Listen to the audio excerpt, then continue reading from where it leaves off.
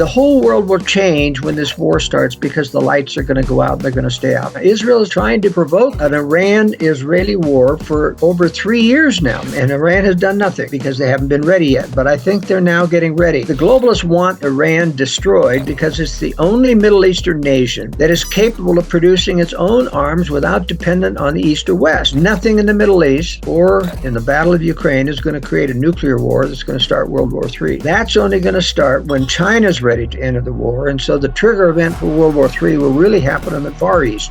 Russia is an existential threat to the West because of its nuclear arsenal, the largest in the world, which they fully intend to use. I'm 100% sure that we're someday going to face EMP strike, 20, 30 minutes later, a nuclear strike on U.S. military forces, and then the whole world changes forever. The U.S. military is decapitated by a preemptive nuclear strike. Then our globalists can come out of their bunkers and say, we didn't know this was happening, but the only way to defend ourselves is to all join in a militarized global government to prosecute World War III. People need to really think in terms of how serious this is going to be. Not if, but when. Use the time to get prepared.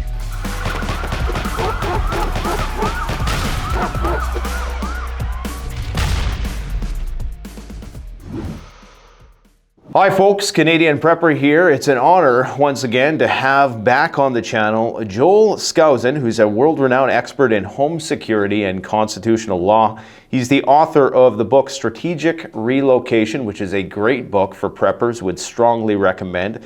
Also the author of the book The Secure Home, which goes over all home security considerations, as well as the high security shelter, and numerous others.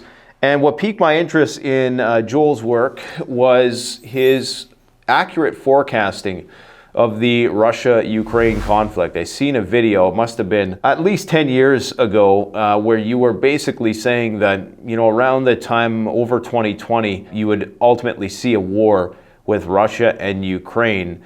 And I think you almost called it to the year, which I thought was pretty incredible. So of course, when you do something like that, people want to know what your thoughts are on everything else that's going on in the world. And that, of course, is why we have you on and why we had you on at the beginning of the Ukrainian crisis there. So I would strongly encourage people to check out your website, joelskousen.com. You can purchase the books from there, which are very unique takes on relocating and just security considerations with respect to preparedness. Obviously now, Joel, we find ourselves in a new war theater in the Middle East.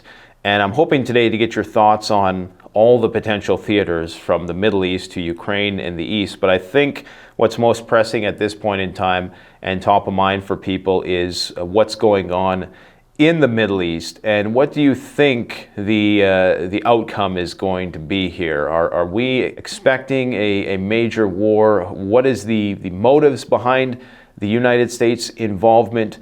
And where do you think all this is going? Well, thanks, Nate. It's good to be with you again. This is a very interesting war.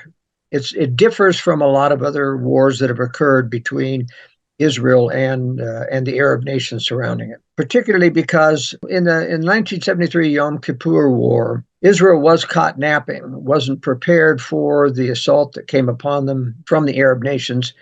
And they did win the war after a great deal of many losses. And a lot of people feel like this particular battle with Hamas was that they were caught napping again. In fact, the Israeli government withdrew 80% of the Gaza battalion, which was protecting all of southern Israel. 6 months prior to that, they took it to the West Bank, which did not have a particular terrorist threat. Now, this is important because it means that no matter how much sensors you have on that high security fence surrounding Gaza, making it kind of an open air prison. Even, a dog can't get up to that fence without those sensors going off and alarming. But they had no rapid reaction force to even find out what was going on at the fence. They'd all been removed. And so this was really kind of an informal stand down that took place many months before, leaving the Israeli settlers relatively unprotected. And so, when you bulldoze through the fence in 15 different places and come rushing through with 1,000 troops. And it takes 6 and 7 hours, Nate, for the Israeli military to respond, claiming, we did the best we could. We got there within 6 and 7 hours. Well, why did you remove all the troops 6 months before into the West Bank? Now, you can't tell me that the Israelis did not know that Hamas was planning an attack. Not only were there exercise and military exercise within the Gaza Strip, creating feints against the fence. But, you know, the Israelis have the most sophisticated spy network in the world in terms of infiltrating other Arab countries. They used to have top level spies, and probably still do, within Iran, within Jordan, within Syria. I mean, we're talking top level, up in the minister of cabinets and things that could tell them what was going on with those countries. You can't tell me that they don't have a lot of spies within Gaza itself in infiltrating clear up into Hamas. You see, the Israelis have a great many Arabs that live within Israel, and a lot of those are sympathetic to the Israeli cause, and they have been recruited as spies. And being Arabs and speaking the native tongue, they can infiltrate very easily into those other areas. So it's very, very clear that Israel knew that this was coming out. I'm not saying that they knew the actual date. I'm not saying that they provoked it. They simply opened up a huge military security vacuum that allowed Hamas to take advantage of this. And so the attack happened, and it was brutal, and it showed, you know, how very inhumane, you know, Hamas is in their hatred of Jews.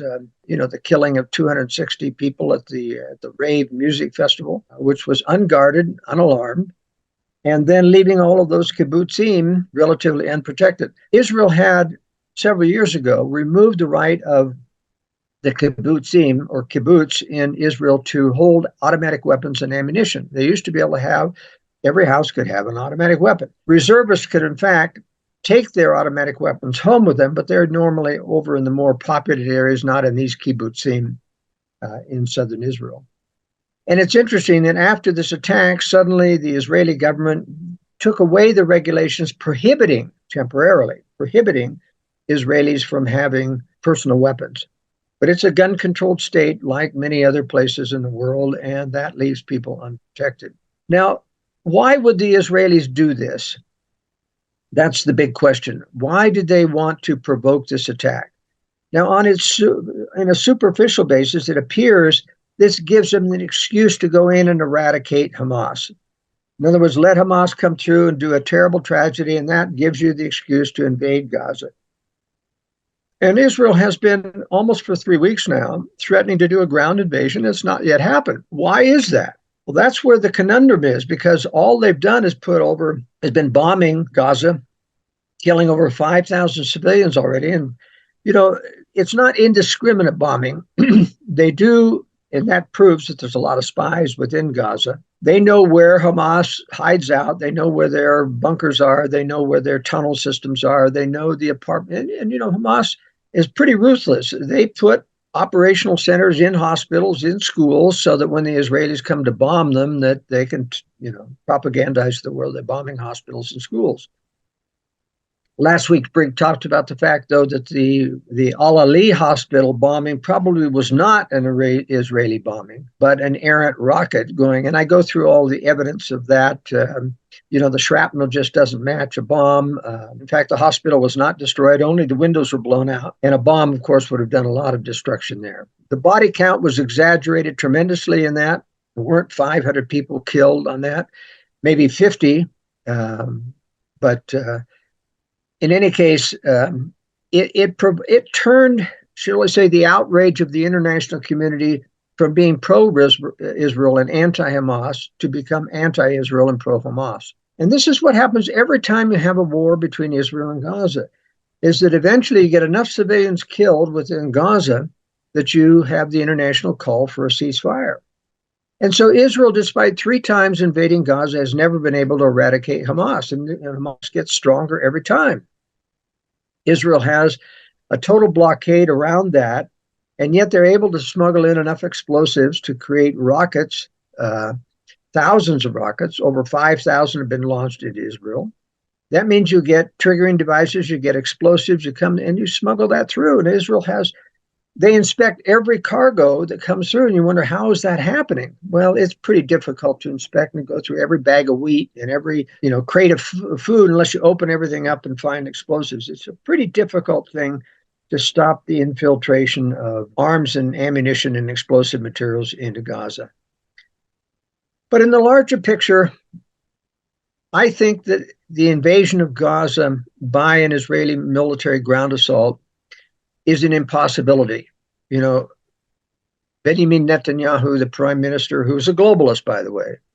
And you've got to remember, in terms of the overall Israeli situation, and many Christians, of course, are pro-Israel because of the biblical prophecies about, returning Israel to its original homeland, etc. But nevertheless, you've got to remember that Israel is a very complex, divided society. At the very, very top, Israel has its own deep state, just like the United States. Benjamin Netanyahu was trained in the United States. Henry Kissinger and Associates paid for his education at elite universities. Kissinger got his first jobs on Wall Street, and then they set him up into politics in Israel as a young man coming out of the university. He was somewhat 30. He set up an international anti-terrorism conference in Israel, and Henry Kissinger came, and all the big wigs from the international community came. And in Israel, anybody who can set up a conference of that size and bring in all these high-powered people is instantly a political leader. And that's how Netanyahu got his start in politics, is through the globalists, Henry Kissinger and Associates. He's one of the most corrupt prime ministers. There's been a lot of corruptions ever since Ariel Sharon, and taking a lot of money. And yet, because there's their own deep state, no one's ever been able to prosecute. I mean, the prosecution's been going on now for over a decade, and no one's ever finished that prosecution and got it through the courts. And now Netanyahu has done a very controversial thing, has taken away the power of the Supreme Court in Israel to change or declare any law passed by the Knesset as unconstitutional. That's like deneutering our Supreme Court. There are a lot of protests, a lot of unpopularity of Netanyahu right now. And that's why it's very convenient for him to use this war to stave off continued prosecution and to form a unity government with the opposition, which kind of neuters the opposition. They can't criticize them if they are part of a government, although they really don't have much power within the government. But what I'm saying is that Israel is not a very religious society. Most Jews are secular Jews there. They couldn't give a hang about the Torah now the religious Jews are so caught up in their interpretation of the Torah and arguing among themselves about these interpretations. And of course, they're somewhat corrupted by government money, because the religious Jews depend on government subsidies to run their schools because they don't work. And so they've got to have all these government subsidies. And so it's an ironic situation. There's only a small portion of the religious Jews that have their own medical system, they do homeschooling, they're conservative, they don't take money from the government. They're a very small minority. But Israel's really a typical Middle Eastern country. When I've been there several times, you drive through the street and people are honking their horns and shouting and cursing at one another. It's the most irreligious country, despite all of the Christian venues there and the talk about religion. It's quite irreligious. And it's an armed camp. It has nuclear weapons, of course, the most heavily armed camp in the Middle East. And so you have to ask yourself, why have they delayed going into Hamas? Well, first of all, this ground invasion is going to be very costly in terms of troops killed, especially now that you've waited nearly 3 weeks to do it. Hamas has got all the time to prepare in the world. They have sniper rifles. They have anti-tank weapons. A lot of them are smuggled in from the black market out of U.S. arms going into Ukraine. It isn't necessarily Ukraine itself, which it is. There's a lot of corruption in Ukraine, left over from being a Soviet puppet state. But even the pipeline going through the Eastern European countries like Poland, which has a lot of corruption too, some of that stuff gets siphoned off into the black market and then given or sold to Hamas.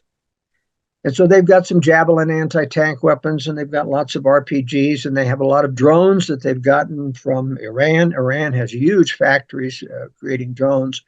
They have this drone about a 4-foot wingspan, etc., that takes an RPG rocket, dangles it from the drone, and flies over the tank and drops it and hits the tank right on top. They're vulnerable, and they've killed a couple of Merkava tanks in Israel with those types of drones. So this is a completely different warfare, because you've allowed a decade to go by for Hamas to arm. And not even speaking of Hezbollah. Hezbollah in Lebanon has almost 200,000 rockets in stockpile, and those aren't independent rockets. Some of them are guided rockets. They have more sophisticated rockets than Hamas. A lot of them are Grad Soviet-era rockets launched in multiple tubes, but these can overwhelm any Iron Dome system, as did the barrage of rockets that came in before. Iron Dome shot down some of them, but remember, an Iron Dome interceptor is about $500,000, and a rocket, of course, is, $500 to build. And so you can easily strip Israel of its Iron Dome, interceptors by a barrage of rockets. But my feeling is why Israel has stopped going into or have delayed going into Gaza is that they're waiting for Iran to make its move. They suspect, and so does the United States, that Hezbollah and Iran are going to make a move after Israel commits itself to Gaza, puts in 100,000 troops in there, and then they'll open up two other fronts, the Syrian front in the Golan Heights and the Lebanon front to the north with Hezbollah. Not to mention, if Iran directly enters the war, they have precision-guided missiles and with large warheads, which the Iron Dome could possibly intercept, but not if it's preceded by a barrage of missiles from Hezbollah. So I think that Israel is holding back for fear that if they commit to the Gaza invasion, that they're going to then, that Iran is going to trigger the other war. I guess my question would be, why does Iran want to go to war with Israel, and how Iran factors in to all this? Because clearly a lot of people's understanding of this is that they are the ones who are the primary adversary in the region, and they're one of my beliefs anyways is that that's one of the primary reasons why we have the U.S. military heading towards that neck of the woods. It's not for Hamas, but it's for a broader potential conflict. What are your thoughts on that? Yes, you bring in a very good subject there. The U.S. Eisenhower is in the Eastern Mediterranean, of course, to provide cover directly for the war, supposedly to deter Hezbollah. But they can't deter a volley of missiles going into Israel any more than Israel can deter that volley of missiles. I mean, we have the Standard Missile 3 there on the Aegis destroyers, which can take down, large anti-ballistic, serve an anti-ballistic missile role. But those are $1 million interceptors you're not going to use for a $500 rocket. It is a deterrence because, of course, you can bomb a lot of Hezbollah arms sites and other things as a deterrent. But it's interesting that the USS Eisenhower strike group is headed for the Persian Gulf, not the Eastern Mediterranean. And that means they're targeting Iran because they want to be closer to Iran in order to get aircraft in there. And so I think you're absolutely right. The U.S. military presence, including U.S. Marines on assault ships for landing, you're not going to get a Marines into Gaza. They're not going to take part in this. They're there in case you have to do a ground assault within Iran. And so I think that's very real. Now, why does Iran want to destroy Israel? Well, it's not really because they're Jews. It's because Iran understands that Israel, at its governmental level, is a puppet of the U.S. deep state, the globalist deep state. And what the deep state is, it's the enforcement arm of the larger global conspiracy. The globalists, of course, want to destroy national sovereignty and get us all into a militarized global government that has all power, including taxing power and regulatory power, like the EU has over all of their nations, only worse. And the only way you're going to get Americans into, as we've talked about in our previous episode, the only way you're going to get Americans to join a militarized global government, and nobody wants to be part of globalism. They don't want that kind of regulation and control. But if you give us a world war big enough that the U.S. military is decapitated by a preemptive nuclear strike, then our globalists can come out of their bunkers and say, we didn't know this was happening, but now the only way to defend ourselves is to all join in a militarized global government to prosecute World War III. And nobody's going to say nay because we've already received a nuclear preemptive first strike. And it'll take down Canadian and U.S. military bases so that we are relatively defenseless. The Iranians know that the Israelis are part of the globalist conspiracy, and the globalists want Iran destroyed because it's the only Arab nation, it's actually Persian, but it's the only Middle Eastern nation that is capable of producing its own arms without dependent on the East or West. The only nation.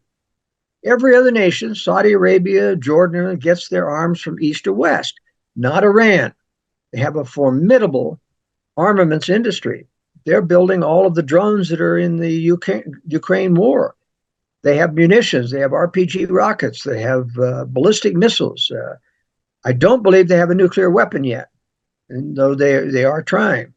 But you see, Iran sees themselves up against the globalists who want to destroy them. So it is relatively a self-defensive. Now, I'm not justifying Iran as a nice government. It's not. The people themselves, at least the educated people, would rather they not be ruled under Islamic regime any more than Hamas. Hamas is a radical Islamic machine too. And the people would rather not be, ruled by them. But the point is that there's the war between Iran and Israel is inevitable. And I think it's going to happen in one or two trigger events here. Now, first of all, there have already been a relative exchange of military might between Iran-backed militias and in Iraq, who have attacked U.S. military bases there. They have attacked the U.S. military bases, which are illegally occupying the oil area in northern Syria. And in fact, ISIS is essentially gone, even though that was a U.S.-backed operation. The deep state created ISIS by taking about 50% of the Syrian rebels that they imported from Tunisia and Libya into Syria to overthrow Bashar al-Assad, and took about half of those and made them into ISIS and gave them priority on weapons and sent them into Iraq to do all the damage that they did.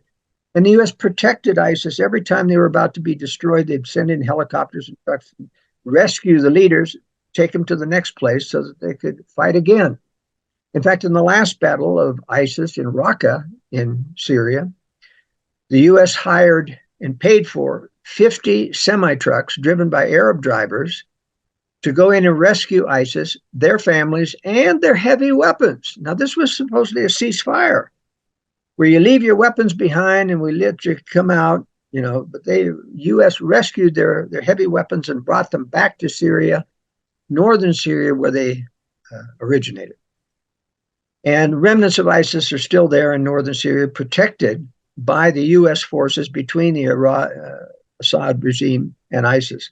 So they're not only keeping Assad from having the oil that he needs to rebuild his war-torn country, but they're also protecting ISIS from attack from Syrian military. You see, Iran does have a defensive motive. They know that they're in the crosshairs of the globalists and that Israel is the one that's going to start the war. Now, Israel has been trying to provoke an Iran-Israeli war for over 3 years now by attacking Iranian militia bases in Syria, almost weekly. You have Israeli attacking them, and Iran has done nothing. They haven't taken the bait because they haven't been ready yet, but I think they're now getting ready. They've been, in the meantime, building up the military aspects of Hezbollah and Hamas and in Yemen. And so there's a lot of firepower there that if they unleash that against Israel and the United States, there's going to be a lot of damage. Now, the reason why the U.S. has kept troops in Syria and Iraq, and there's many military people that want to pull those troops out. What are we keeping them in there for? I mean, Iraq is not fighting us anymore. Syria is not fighting us anymore. They're being kept there as bait. They're being kept there to be bloodied by Iran when this war starts, which will justify the U.S. entering the war. They've hit our troops, so we're going to go in after Iran, and that's why they're still there. So all of the pieces together, Nate, are for a major military third world war, or not third world war, but a Middle East war. And this plays into Russia's hands, too, who's an ally of Iran, of course. If he can get a war provoked in there, it's going to absorb most of U.S. firepower so that they will not be able to continue to support Ukraine. And that will allow, some relief for the Russian forces which are battling Ukraine there. So there's a wider aspect here. But let me assure your listeners, nothing in the Middle East or in the Battle of Ukraine is going to create a nuclear war that's going to start World War III. That's only going to start when China's ready to enter the war. And so the trigger event for World War III will really happen in the Far East. The trigger will happen in either Chinese invasion of Taiwan or North Korea responding to U.S. defense of Taiwan by attacking South Korea and U.S. forces as well. That's going to trigger World War III, but only when China's ready. And Kim Jong-un of North Korea is a puppet of China. He's not going to make a move until China gives the go-ahead, and China isn't going to tell him to move until they're ready fully militarily, and they're still building tremendously. The biggest military building operation in the world is going on in China right now. And so you don't think that the potential of the Israelis then to be overwhelmed by Iran's advantage in terms of conventional firepower and just fighting a war on multiple borders, do you think that might prompt them to utilize the nuclear option? Well, that's always a possibility. Their nuclear weapons, are local. They can't get out of the Middle East, but that's where their enemies are, both by aerial, delivered by aircraft. They have bombs that'll do that, and some of them atop some missiles that they have. It could turn nuclear, but even that nuclear would be contained, in my estimation, to the Middle East. There's no reason, unless you attack NATO or you attack Russia or other things, that's going to turn into a world war. So while it is possible, I think it's still very doubtful. The threat of escalation, what's going to happen when Hezbollah attacks Israel, and then the Iranian militia out of Syria attacks Israel, and Israel starts to attack Iran, and the U.S. then has its troops attacks, and it enters the war. Now we're talking a pretty big war. We're talking about a major front because of all of the weapons involved. That, I think, is the big risk here, not a world war. And I think it could escalate to the point of use of nuclear weapons by Israel. But that would only be justified if, in fact, some major crime occurred whereby Iran was able to land some major warheads on Tel Aviv or Jerusalem, destroy some holy sites, etc., and justify that kind of retaliation. The world is very sensitive now to revenge, sensitive to the civilian casualties that are happening. And so if you kill a lot of civilians, all of a sudden the public opinion goes toward the side of the victims, and then you kill victims on the other side, and public opinion reverses. And so civilians really are the casualties of this, because that's the only way that you get public opinion to turn in your favor, is to take on casualties. And that's one of the reasons why I think the Israelis allowed this attack to happen, so that they could feel the full justification to go in and attack Hamas. But they're not attacking Hamas other than aerial bombardment. They're killing civilians. And so I think there's a provocation there. If enough civilians get killed, a provocation to get Iran to goad Hezbollah into attacking, and that will initiate an Israeli response. And then they're going to goad their militia in Syria into attacking Israel. And eventually, Israel's going to strike back at Iran. And then Iran will strike U.S. troops, and then the U.S. gets involved. So this is a stair-step escalation that I think we're going to see in the next month or so. That's going to turn out very bad.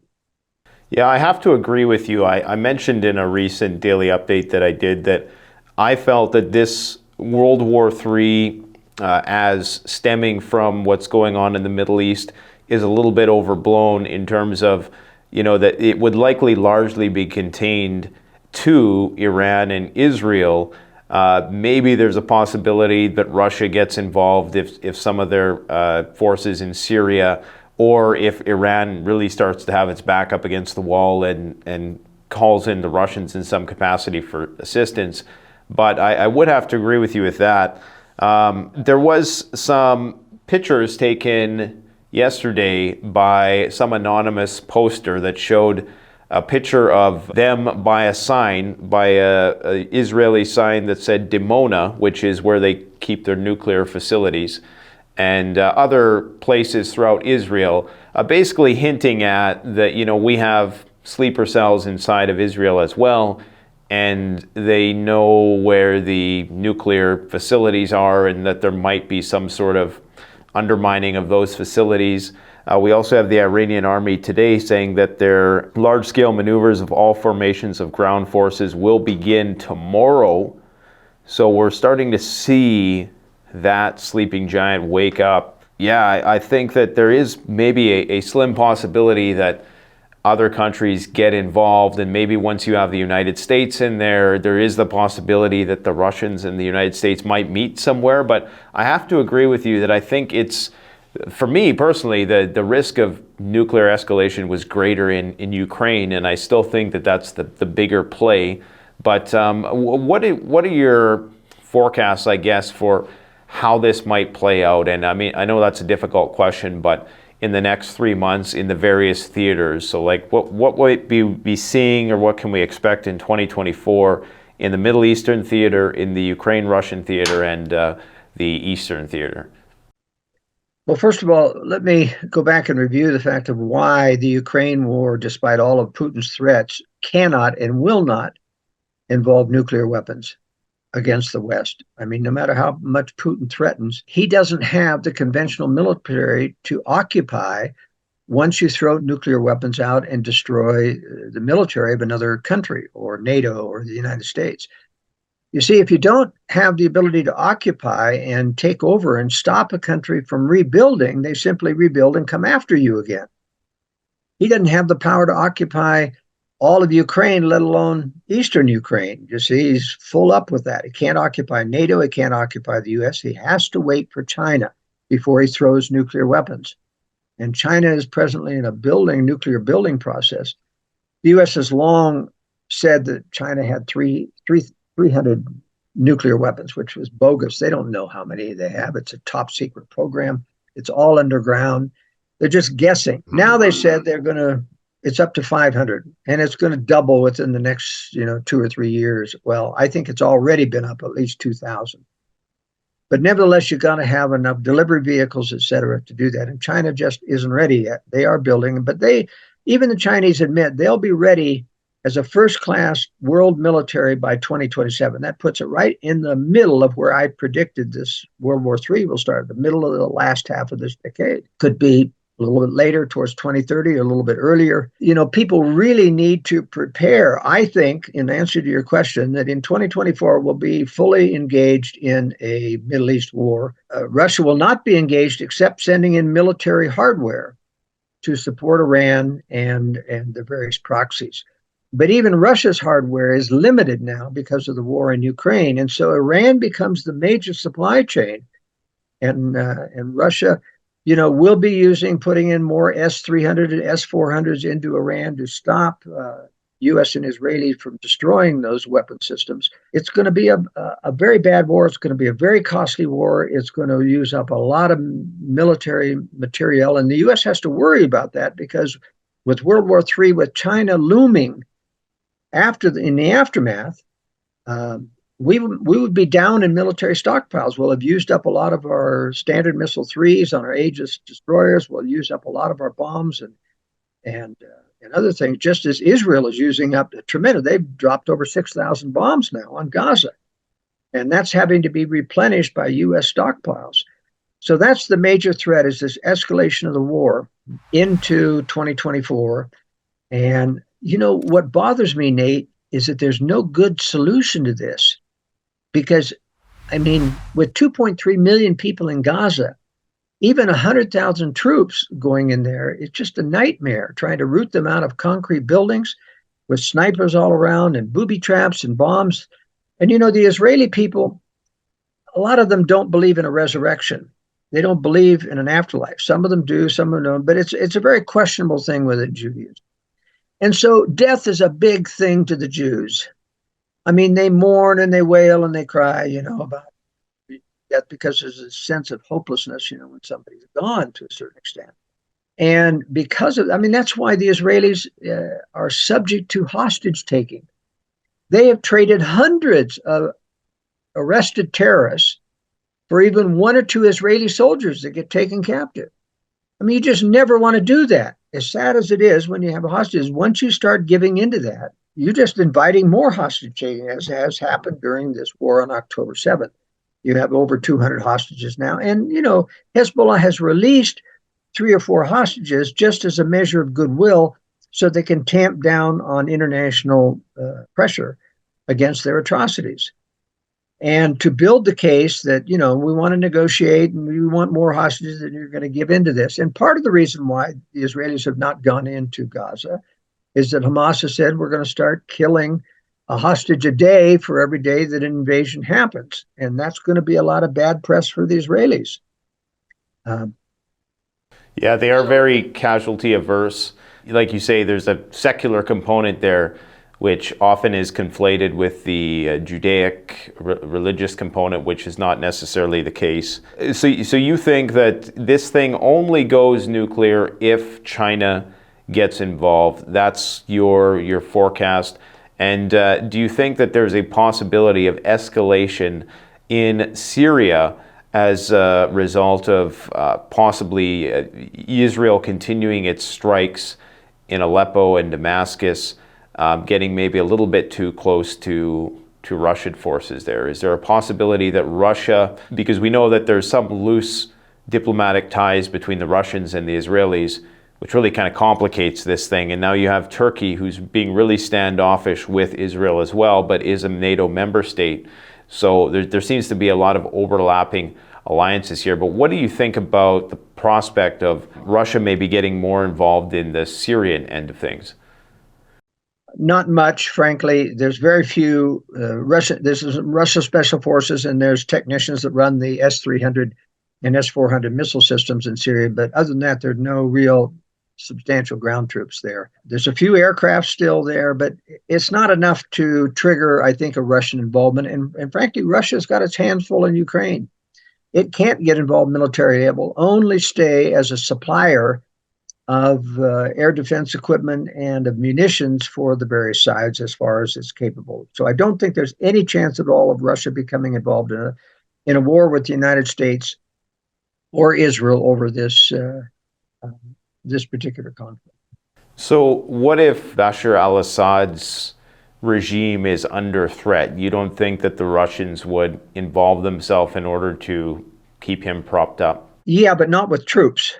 I mean, they just don't have you might have some mercenaries coming in, to help out in limited standpoints. But, Bashar al-Assad is a pretty rational guy. He's a Western educated ophthalmologist and married to a British citizen. This is not Faisal al-Assad, his father, who was a brutal, ruthless dictator. This is his son who doesn't deserve, what the U.S. is. Now, it's true that Bashar al-Assad inherited a kind of a brutal regime from his father, but he's made a lot of changes in there. And I personally think that if we had not antagonized Bashar al-Assad and destroyed his country by bringing in hundreds of thousands of Arab radicals, jihadists from Libya and Tunisia, that he would have been, a moderate influence like Jordan. But we've antagonized Syria unjustly, in my opinion. And what is your forecast with respect to what's happening in Ukraine? We know that the tension is escalating in the Black Sea. There appears to be a rout of Russian forces moving back further away from Crimea as a result of ATACMS. Now you have British fighter jets doing routine defensive sorties there. Well, what do you think the possible outcome is for that conflict? Are we seeing a stalemate, or is it going to continue to escalate? Well, there's no way that either Ukraine can win or Russia can win as long as the U.S. continues to arm Ukraine with advanced weaponry. Like the new ATACMS missiles are the ones that are reaching into Ukraine and destroyed 14 helicopters at one particular base. They got one Admiral Solikov the other day, along with 30 other officers. So that's why they're moving back out of these bases and things, because Ukraine can now reach out. But that doesn't mean that they have the power to occupy or get through those triple-lined defensive measures.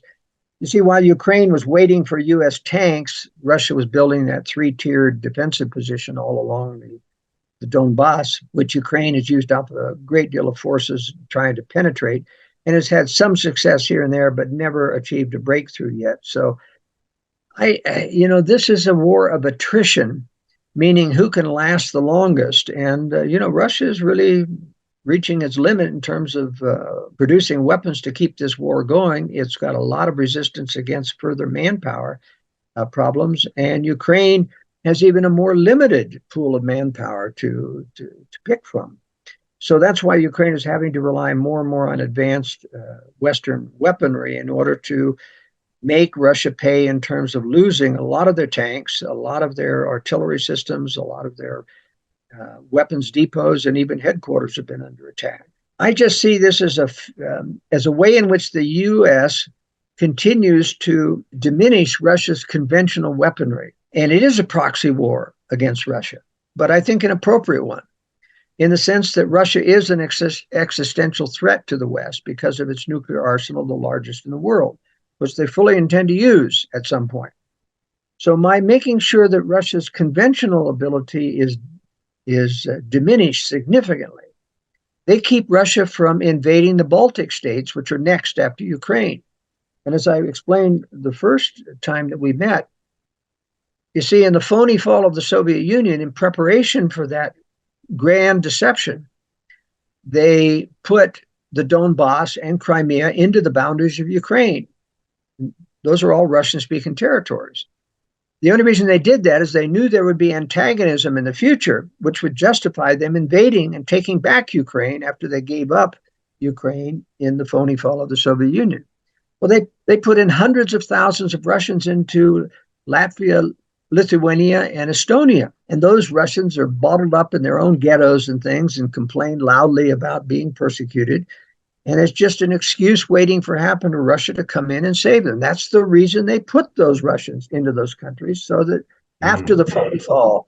So you see, conservatives who don't understand the phony fall of the Soviet Union, that grand conspiracy, who think that Reagan saved us, that the Soviet Union really fell and that it's benign and that Putin is a Christian, it's all a grand deception. He is not a Christian. He is the follow-on leader, a Stalin-type leader. He's killed off the original oligarchs who brought him to power and put in his own minions as younger oligarchs who give him a cut of their ill-gotten gains, making Putin the richest man in the world.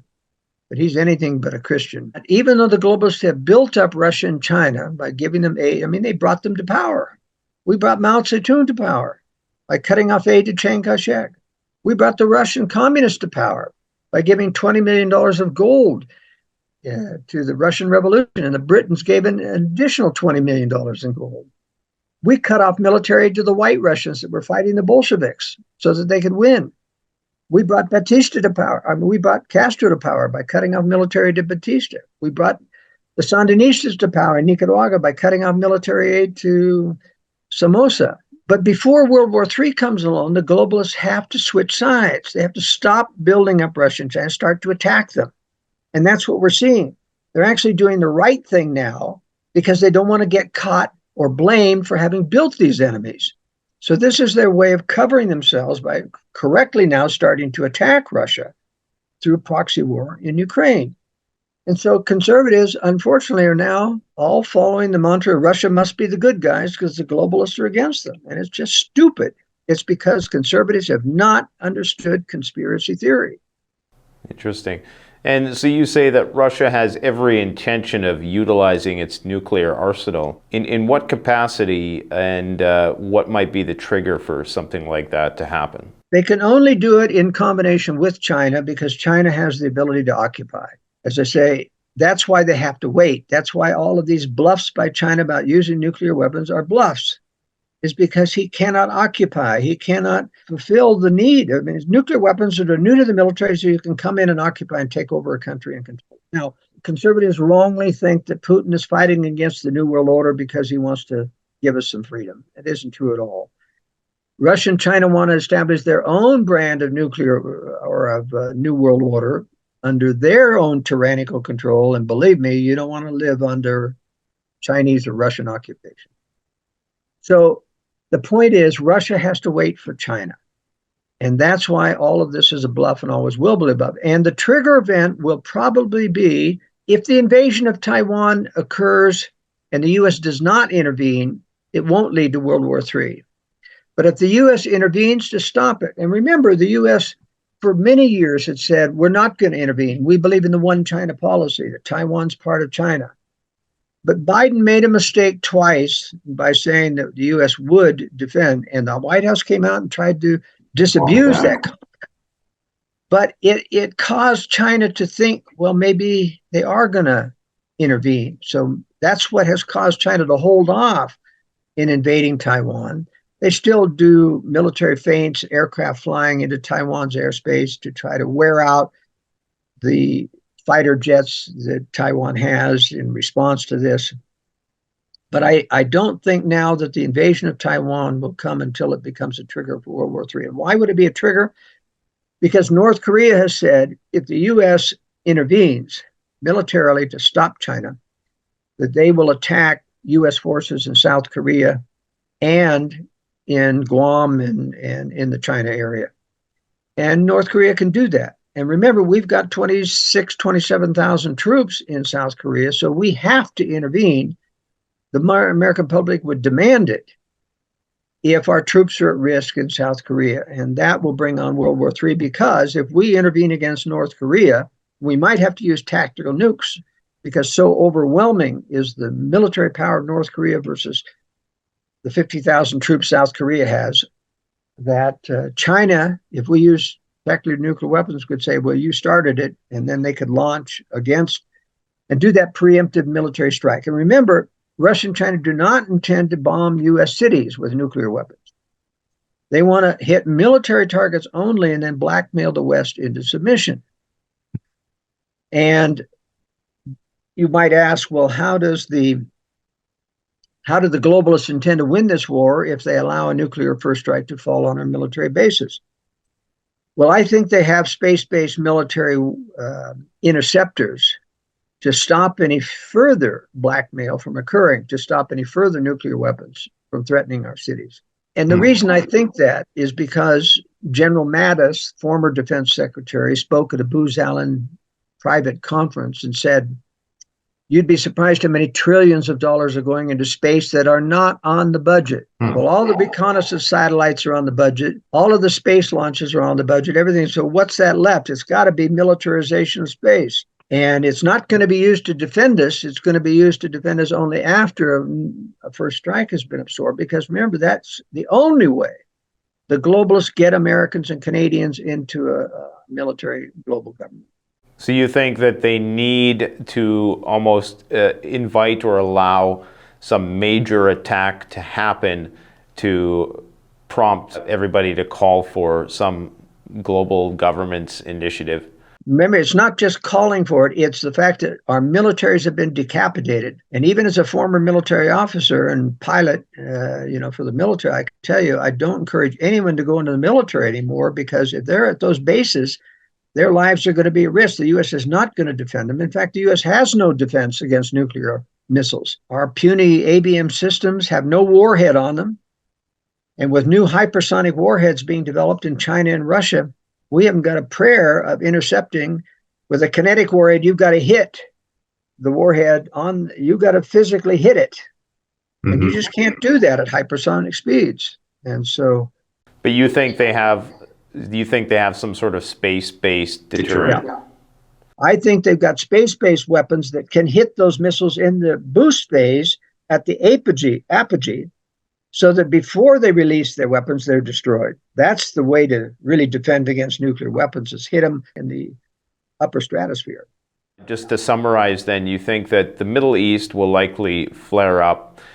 Ukraine could possibly be somewhat of a stalemate for a while, or at least a war of attrition, a continued war of attrition, trying to diminish the Russian forces. And that in the East, it's very likely that China makes a move, and this possibly is welcome to the globalists. They need this World War III to achieve their globalist objectives. Now, what's very interesting, and we're also going to talk about this in Friday's World Affairs Brief, is that you can learn a lot from the Israeli position of having safe rooms in their houses. Now, they weren't the kind of safe rooms that we design in my books and things, which design against nuclear fallout and are high security, and they're concealed. Mm-hmm. They have safe rooms built into regular houses, and they even have windows in them with bars on them. But you don't want windows in a real safe room where you can, get radiation through that. And but it's interesting that how many people were saved just by the rudimentary safe rooms that are now required to be in every apartment building in every home in Israel.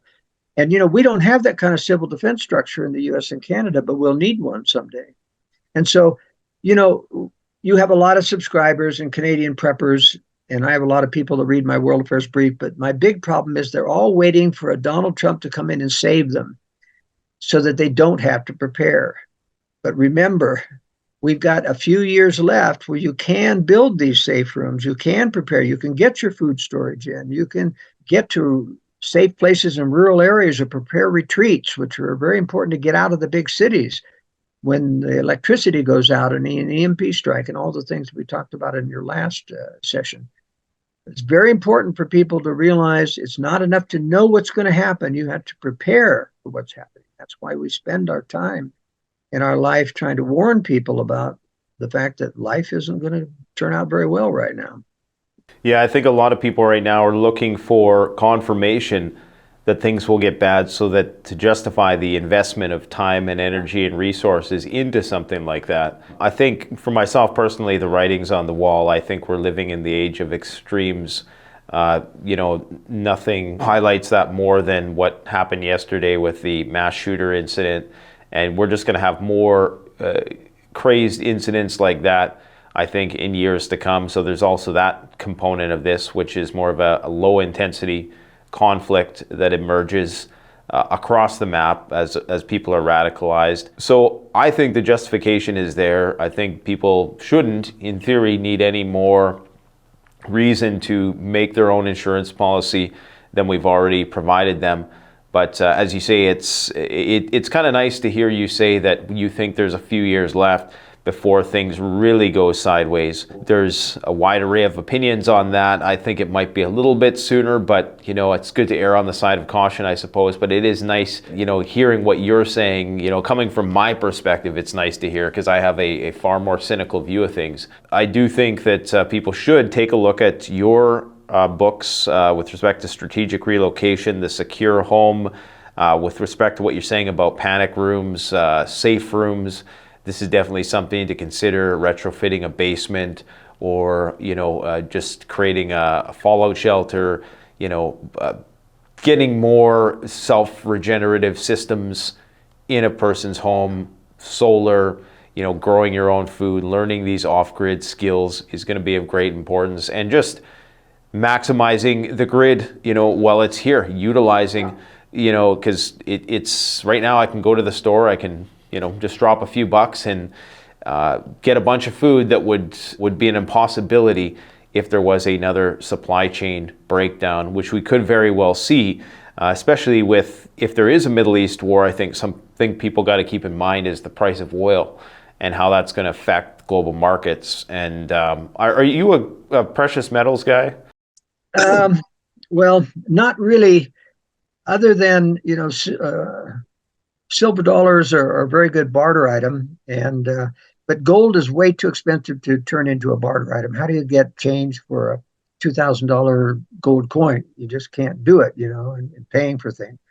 I think cash will be king when the lights go out, when this war starts. And when that runs out, slowly some silver might get back into the market. But remember, hardly anybody knows how to value whether or not something's counterfeit or not. Mm-hmm. And they don't know what a silver coin is worth or a gold coin is worth. You tell them it's worth 2,000. Well, where? Well, the internet's down. How can you go and prove what the value is? So I think it's very important to reduce your future need for money by stockpiling, so that you've got the toilet paper, the glue, the grabber screws, the nails, the plastic, the other things that you're not going to be able to home manufacture. And those things are going to be really valuable to trade for people who need to repair something. People really need to think ahead. The most important thing to realize, though, is that because the whole world will change when this war starts, because the lights are going to go out and they're going to stay out for a year. Because we don't stockpile any of the long distance transformers to get the grid back up, even if you repair the electronics. Without electricity for a year, there's going to be mass pillaging in the cities. You're not going to be able to stay in the cities. You're going to have to flee like other people. You need to prepare for things like that. And the important thing is, if it's not secured, if it's not hidden, and best places in basement, concealed basement space, safe room type things, it's not going to be there when you get to a retreat. It's going to be pillaged. And so the important, people need to really think in terms of how serious this is going to be, not if, but when. And it's going to be serious. And believe me, if God gives us a few more extra years by destabilizing the Chinese, then take it. Not by running around and praying for a savior like Donald Trump to come in and save us, but use the time to get prepared. It's interesting that you say that precious metals, the argument that you provide for it not being recognized and there being no formal system of confirming whether or not something is real. And I think maybe that's something a lot of people haven't thought through, myself included. So this new silver gold economy emerges over time. Do we go back to some sort of whatever they had in the medieval era of confirming whether or not a metal was real? That could take some time, but I think just the importance of what you're saying is stockpiling stuff, like just the run-of-the-mill things that you might not even consider, like, you're talking about, just going scouring the Home Depot and, thinking about things that you may need to rebuild. I think that's very important. I just also want to commend you. While we might not agree on every single little nuance of what's going on, I do want to commend you on your consistency, because you have been very consistent. You've never said that, I don't think I recall you ever saying that war was going to happen this year. You've always been very clear in your projections, and it appears as though we're coming to that critical point where you've been forecasting for some time that the proverbial crap could hit the fan. So I would encourage people, once again, to go and check out joelskousen.com and take a look at his book, Strategic Relocation, very insightful. And it's your consistency that has me so concerned, to be brutally honest, because you get a lot of people who, kind of be flash in the pan prophets who will come out one year and say, oh, this is the year that everything's going to go to hell. And then it doesn't, because oftentimes there's a bias where we want things, or we expect things will happen within our frame of time, and but what you're saying with respect to how things might play out is I think it's a realistic prognostication. So yeah, I would strongly encourage people to check out your work. And is there anything else you wanted to? Is there any other area that you think we need to cover before we wrap today's video up? Well, we could go on for hours with all the things that are in my brain about how to prepare and things, but I think this is good enough. Now we'll have to come back and maybe do some more on actual preparations for people. But I want to encourage people to realize that even though as pessimistic I am about the inevitability of war, and the reason I don't give a specific date is I try to teach people how to read the signs of the times and how to read what's going on. There's too many people that really try to get involved in biblical interpretation about these coded prophecies about something's going to happen 2,875 days after this certain thing happens. And, people really want to have an answer man. They want to just tell me exactly when it's going to happen, and then I'll be satisfied. No, that's not going to happen.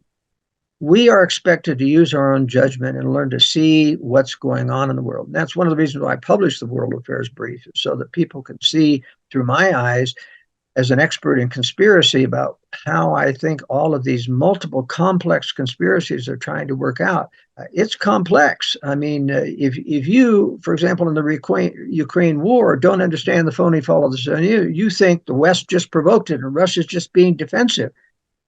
Without that understanding how Russia planned, all of these future attacks to get back the former Soviet states, et cetera, after the fall of the Soviet Union, then it balances the scales and you realize, yeah, the globalists are kind of provoking because they want this war eventually. But it's not that, Ukraine's going to cause the Third World War. It's going to be a preliminary to provoke into anger and to help Putin feel justified in nuking the West someday. But let me assure your readers, this is going to happen. I'm 100% sure that we're someday going to face EMP strike, 20, 30 minutes later, a nuclear strike on U.S. military forces, and then the whole world changes forever. In fact, I don't ever think, Nate, that the world will completely go back to normal. Forget about the World Economic Forum's claim of an AI robotic society. That takes constant electricity, a constant internet, And it's after this war, it's not going to happen. Because you see, when you have a year of pillaging and anger and murder and killing people, do you think that people are going to knit back together like before? I just think not. I think we're going to see a scenario of constant warfare thereafter as evil begins even to fight against evil. And so I don't mean to say that as a means of saying there's no hope, but there's only hope if you learn to follow the promptings of conscience, which will lead and guide you out of the big cities. You got to be out of the big cities someday. And if you can't leave right now because of your job, you got to prepare an exit plan and prepare a retreat in rural areas. It's only in rural areas, away from the masses of the Mad Max scenario that will happen someday, that you're going to get a semblance. And even though the global government will try to control everything, they generally control the big cities. Very little control ever in the rural areas. And so that's where safety, ultimately, in good living, righteous living, preparation, and preparing to get out of the big cities. That's where the death traps are. So that's my message. Oh, that's great. I think that's very hard to argue with at this point in time, and that's one of my primary missions at this point, is to get myself off the grid into a better situation in a rural environment, not just for the preparedness and riding out the end of days component, but just as a way of reconnecting with nature and getting back to, those old school values that I think are lacking. And I think it's part of the reason why so many people are losing their minds, for lack of better terms, right now. So it's been great to have you again, and we'll absolutely have you back. We can just do a focus podcast or talk on preparedness related stuff in the future if that's something that people might be interested in. I think it'd be good to do, and maybe even focus around the strategic relocation and home security component of all of this. But thanks a lot for coming out, Joel, and I encourage people, once again, go check out his website. Do you have a YouTube channel? I don't. In fact, they would ban me if I were on YouTube. So. All right. Hey, well, it might be worth a shot. Well, you can Google on YouTube, Joel Skousen, and you get a lot of my speeches and a lot of my things that I've given. All right, Joel. Well, thanks a lot for coming on, and we'll talk to you soon. Thank you, Nate. The best way to support this channel is to support yourself by gearing up at CanadianPreparedness.com, where you'll find high-quality survival gear at the best prices, no junk, and no gimmicks. Use discount code PREPPINGGEAR for 10% off. Don't forget, the strong survive, but the prepared thrive. Stay safe.